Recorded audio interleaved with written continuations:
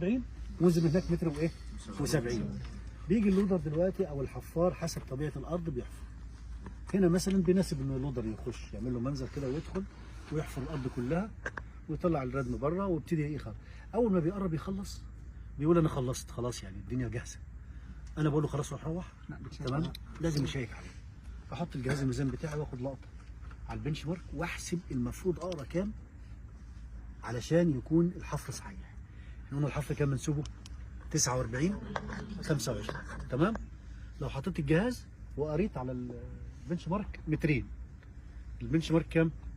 50، يبقى ارتفاع الجهاز كام؟ 52. اطرح بقى 52 اطرح منها كام؟ 49 25 عشان يديني القراءه اللي المفروض اقراها. طيب القراءه تبقى كام؟